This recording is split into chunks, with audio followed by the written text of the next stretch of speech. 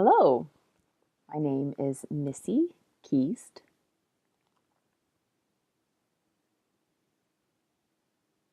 I wanted to share a little bit about a research project my friend and I were involved in based off of a discussion we had. We were curious of the home life of children and what environmental factors affected children. We decided upon to study three groups, the first one being hearing parents with hearing children, and the second group being deaf parents with deaf children, and the third being hearing parents with deaf children. We wanted to go to their homes and observe the home environment. The reason we wanted to research this is because as deaf individuals, there were a lot of stories shared about difficulties in the home, especially in those with hearing parents and with deaf children. But we wanted to see for ourselves what factors were involved or caused that feeling of difficulty, particularly in regards to communication. We weren't interested in the story of what that experience was like for the parents as they found out they had a deaf child.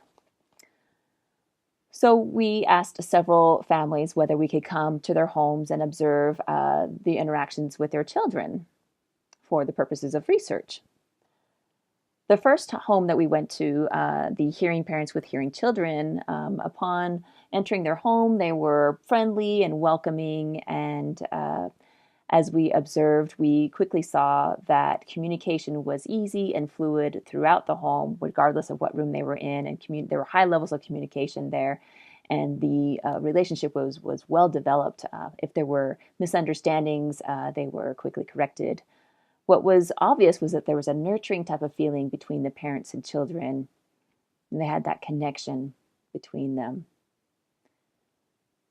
In the second group, with deaf parents and deaf children, we saw a lot of similarities to the first group. Communication was fluid and open, and if children didn't understand something, they had the opportunity to clarify with their parents. The home environment had the same overall feeling as the first group, even upon the way that they welcomed us. In the third group, with the hearing parents of deaf children, uh, it was immediately obvious that there was a feeling of tension. It was quite different than the first two groups, and it was obvious to us that the parents were concerned and about how to communicate with their children.